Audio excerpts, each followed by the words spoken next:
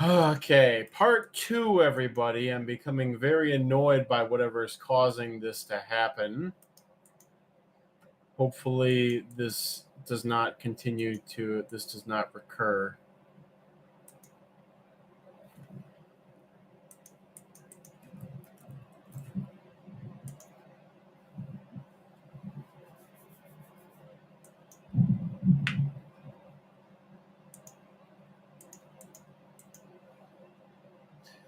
Hello.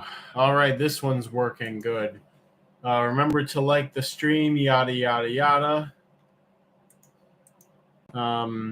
I hope this does not become a recurring problem. Would be very annoying. I'm wondering if I even closed out the other stream. It looks like it ended.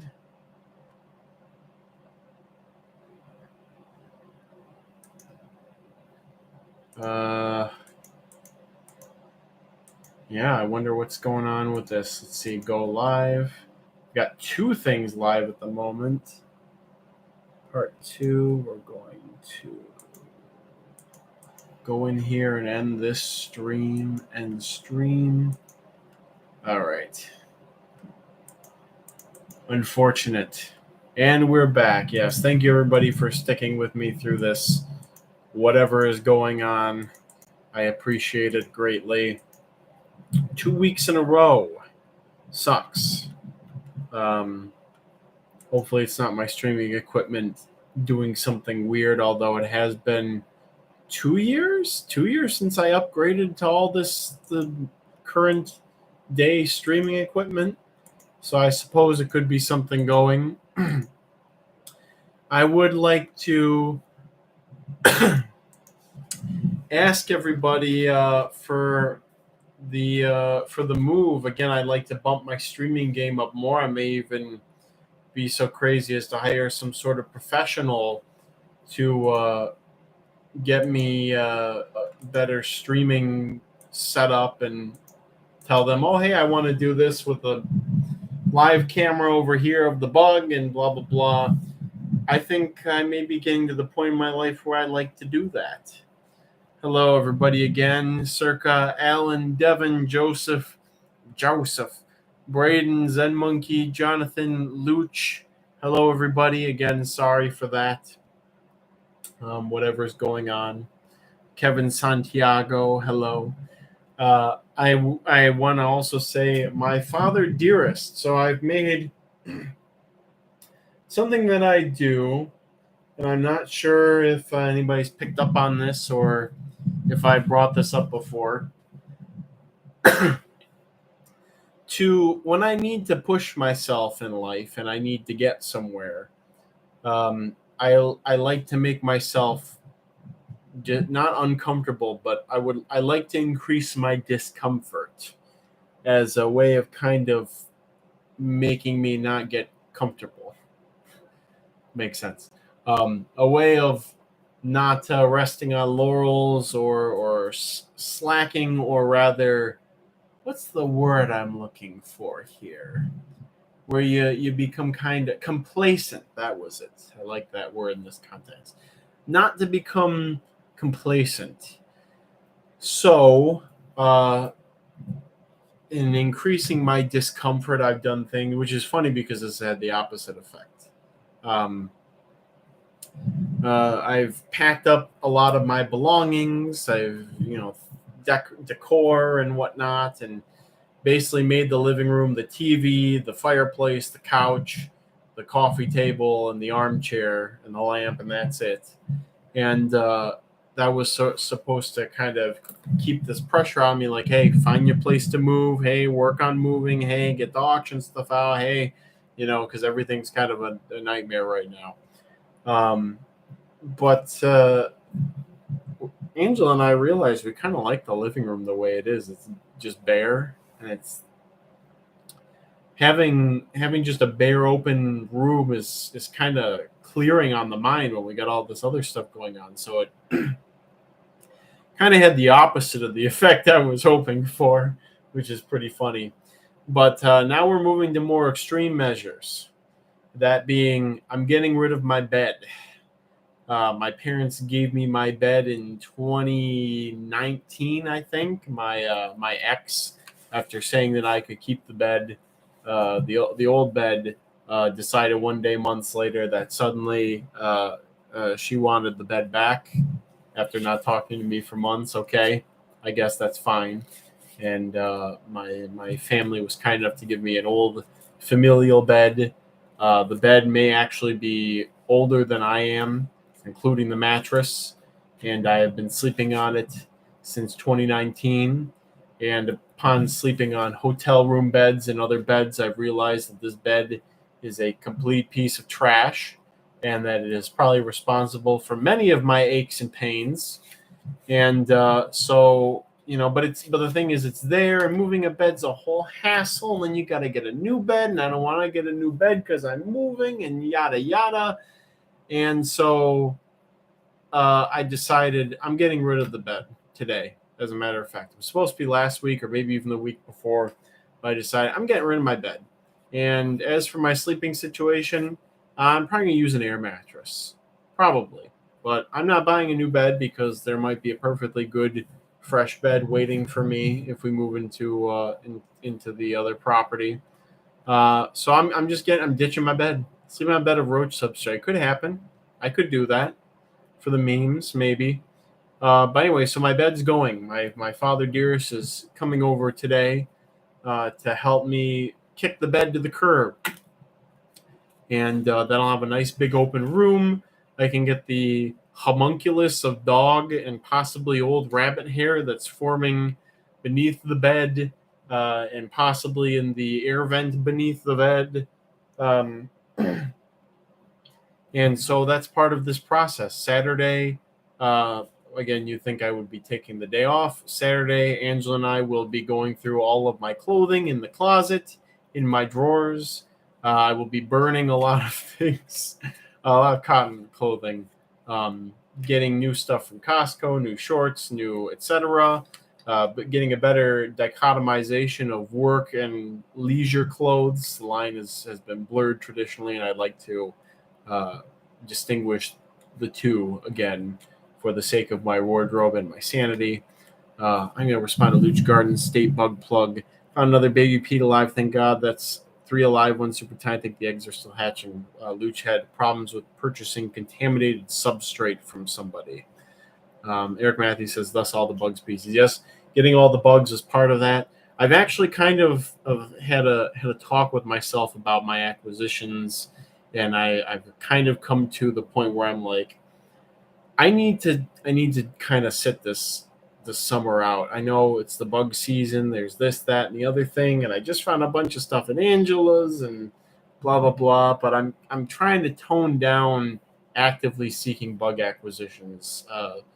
Um, Junior recently just texted me today saying that he had some Decralampra available.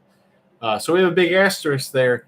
New roaches are, without even asking, new roaches are always on the docket. So I will be getting Decralampra.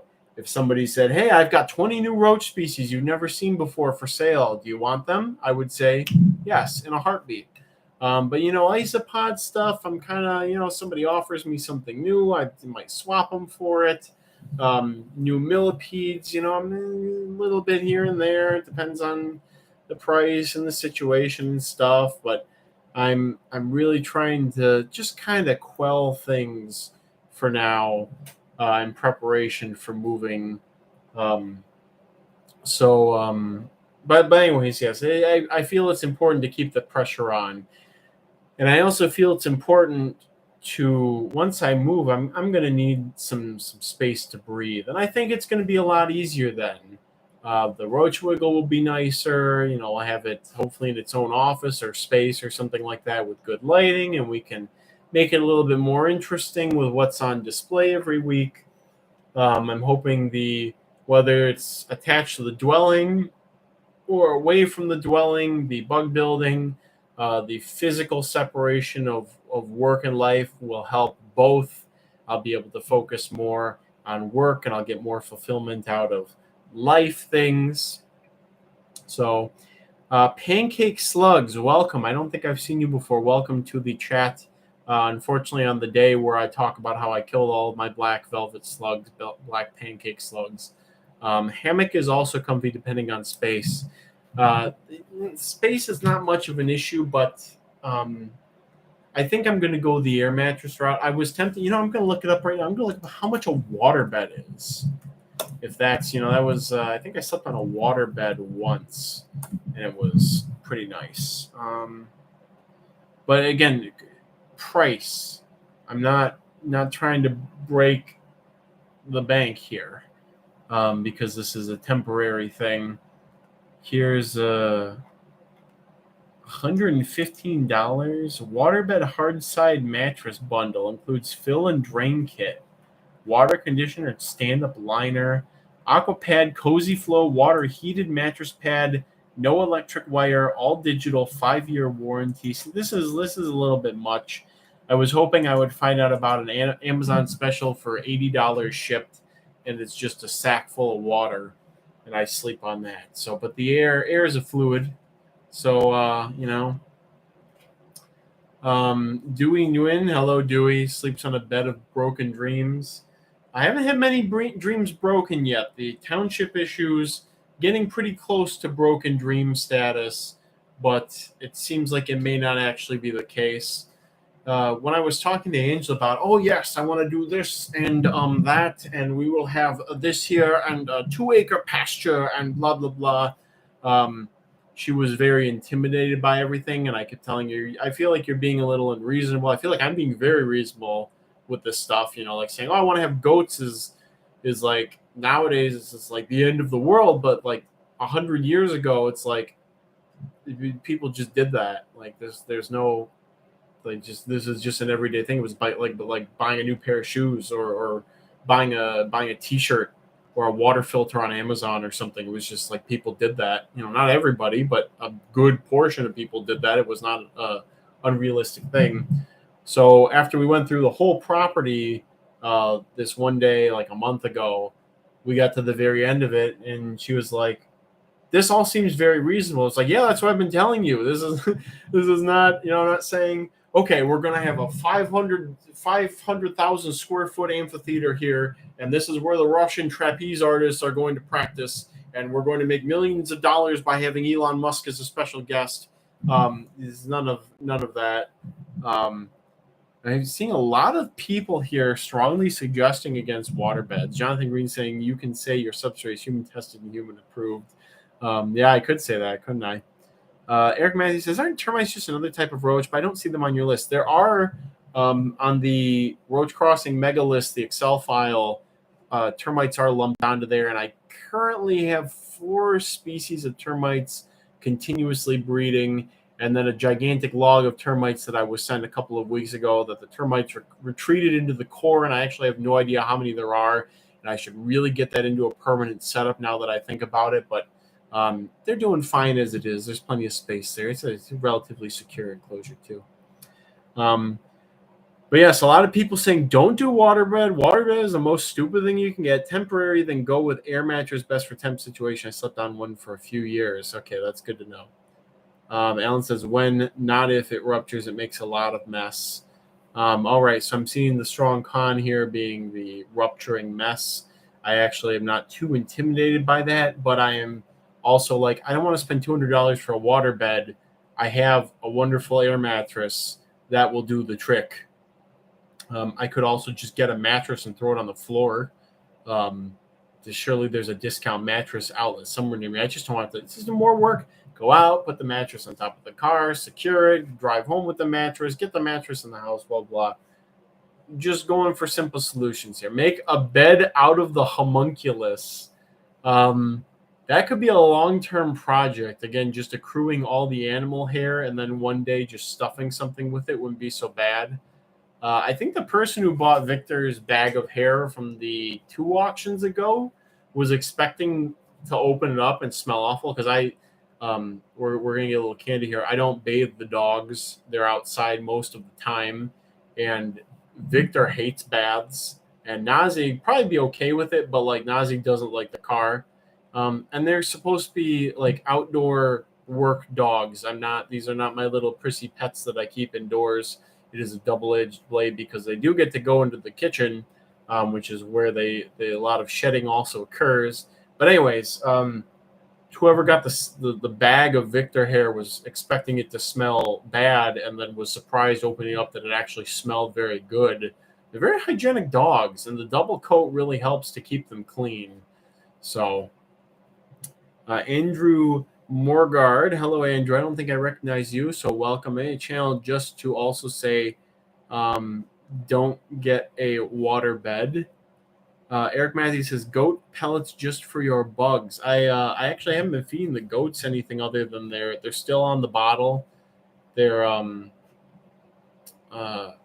still bottle fed. Bo, the bigger one has another 3 weeks, and the smaller one has another 4.5-ish weeks.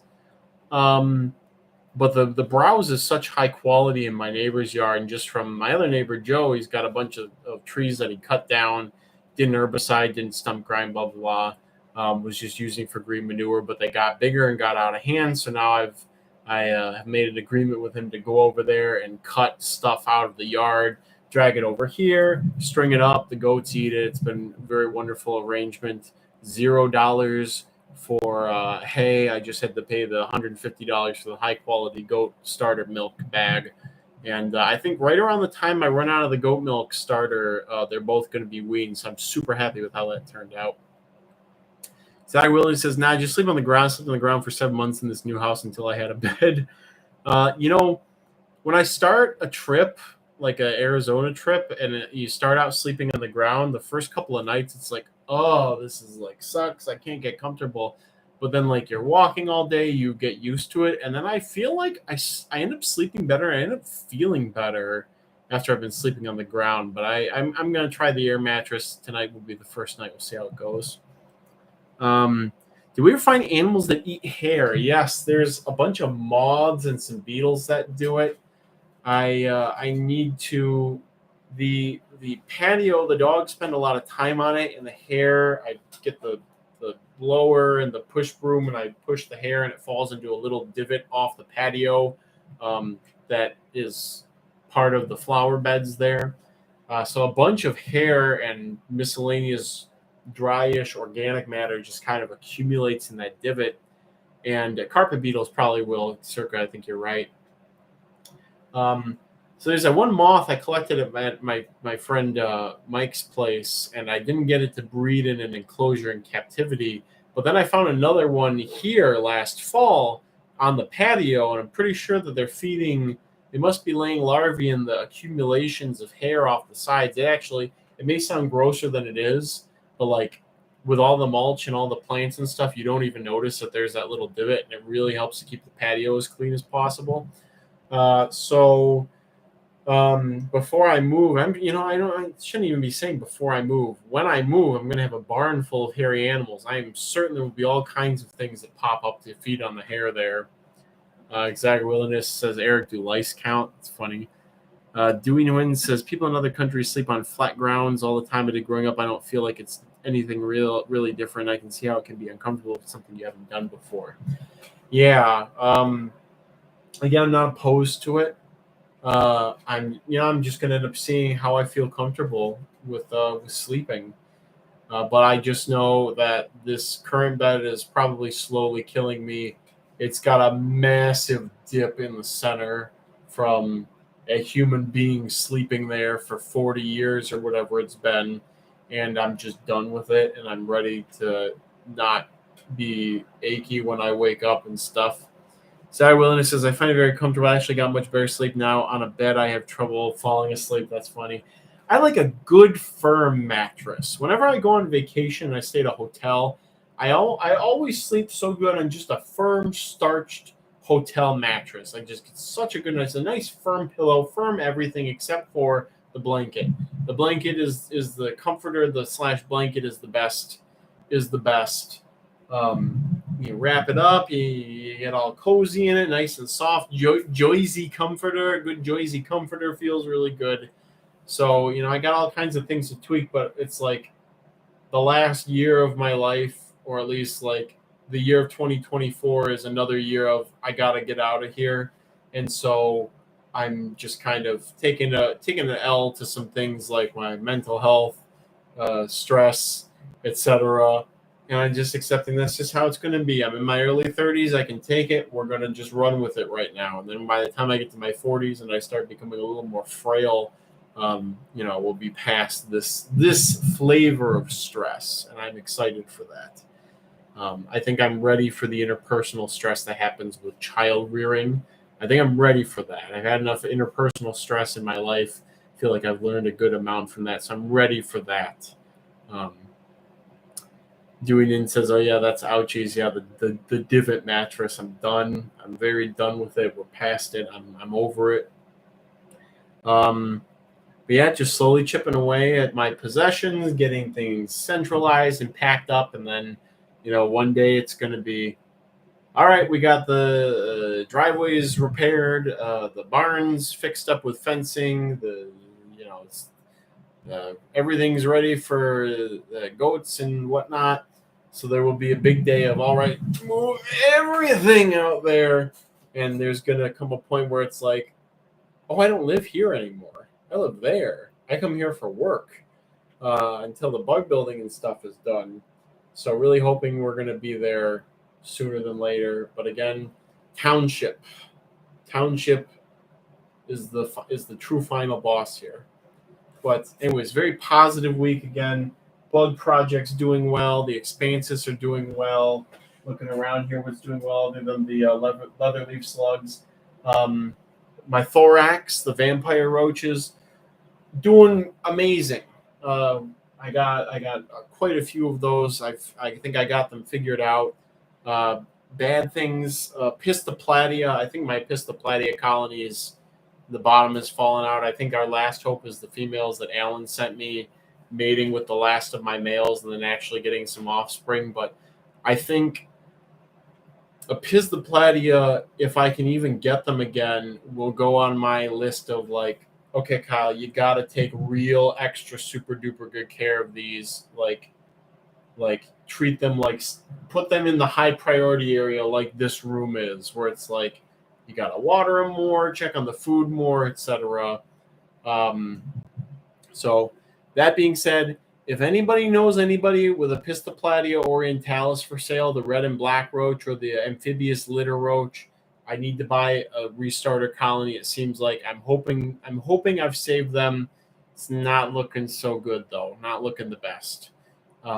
So I appreciate anybody who helps with that effort of finding more of them. Any luck with Rab? Oh yeah, Rhabdoblata rustica are doing fine. I sent off a group of 30 to an auction person. Those are doing fine. The Epilamprini species Borneo are doing fine. I did lose my Epilampra Maya. They got invaded by Parcoblata fulvescens. So I'm going to have to beg Auburn for a restart of the Arcadia or find somebody else who has them available. And then, again, that's another one. A lot of Epilamprini are going to be in a high priority area because they're just such a pain. Thorax have done well in here. I feel like I'm seeing though thorax and Epilamprini species Codacinabalu / Borneo seem to be the easiest epilamprines in my experience at this point. But there is still some hope with the Pistoplatia. If the females were mated and they end up having babies and they rebound, there's the hope regained. But yeah, Rhabdoblata are fine. I've got Ruscar doing fine for me. I don't foresee myself losing those anytime soon. Again, tell that to TJ. I think he lost his vampires.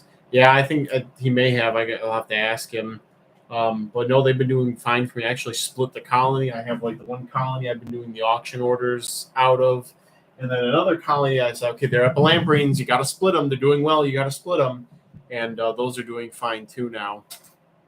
002, welcome. Does anyone here keep pseudoscorpions or dwarf litter / bark scorpions like Chirylus? Pseudoscorps have been my obsession as of late.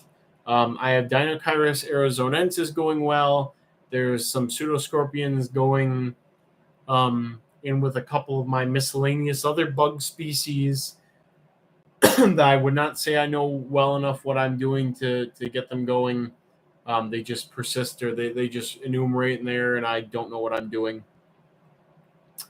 What else was I going to say?